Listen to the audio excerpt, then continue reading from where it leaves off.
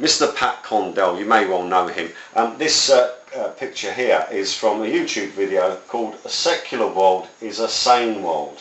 Okay, that's according to Mr. Pat Condell. But that's also what the New World Order are preaching to us, isn't it? That a secular world is, you know, the way to go. And countries are praised for being allegedly secular.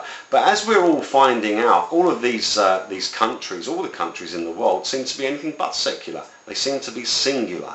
And in that, what I mean is that they are running their own satanic religion, run through Freemasonry, and telling us all that we cannot have religion involved in politics. Well, actually we do have a religion involved in politics, and that is the religion of Satanism.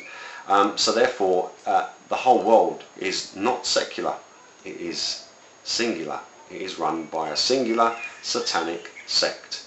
So Mr. Condell here has been preaching his version of so-called atheism while throwing up this satanic symbol there, and telling us that a secular world is the way to go, while simultaneously continually having a go at Muslims.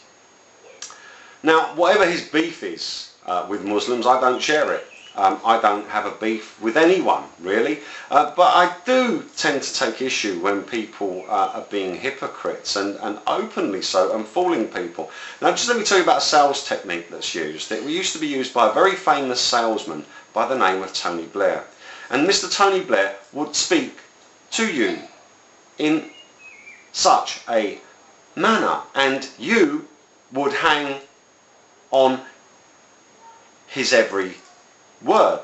And that's what Mr. Condell does, the same bite-sized chunk sales pitch, which I was taught when I worked in publishing and refused to use because it was so pretentious. But it was incredibly manipulative. So if you're the kind of person who would listen to, for instance, Mr. Tony Blair, and I'll send £50 to the first person who can tell me just one time when Mr. Tony Blair told the truth, just one, that's all, I will send you £50. You'll never see that £50 because you will never be able to find one time that he actually told the truth.